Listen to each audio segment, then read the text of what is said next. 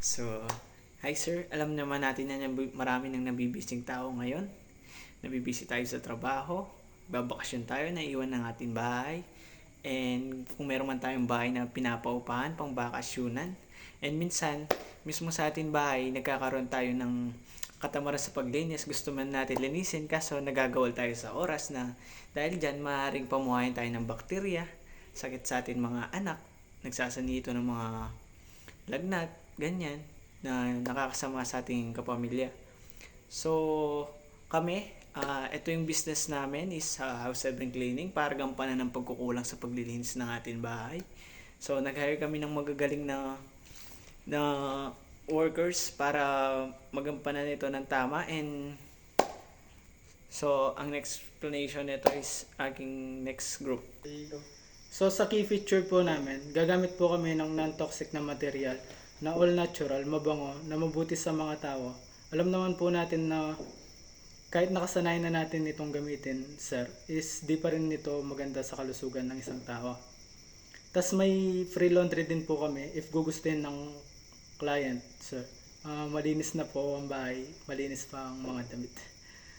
And meron din po kaming free grass cutting para hindi pamahayan ng mga insekto at gumanda ang kanilang bakuran, sir. Yun po. And next.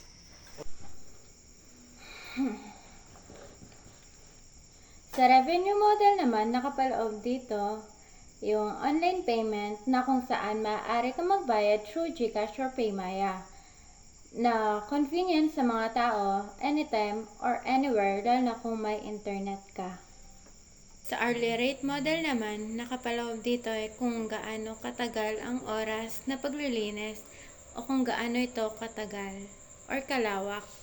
Isa sa amin sa mga revenue models is meron kaming subscription model, like ang client namin parang loyal na sa amin yung client namin, gusto niya monthly nalilinis. So yun, like every month nagbabayad sila sa amin based on subscription.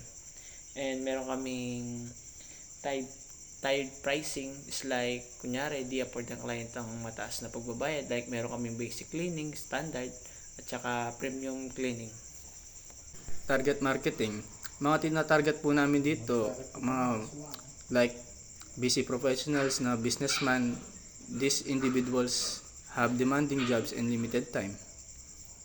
And dito naman sa target market, so meron kami dito is like kung may family na dalawang trabaho nila, wala silang time maglinis sa kanilang bahay, or may mga bahay na magkakaroon ng party na need nilang malinis agad, or may mga lilipat ng bahay dahil sa lilipatan nilang bahay, or yung gusto magbenta ng mismong bahay.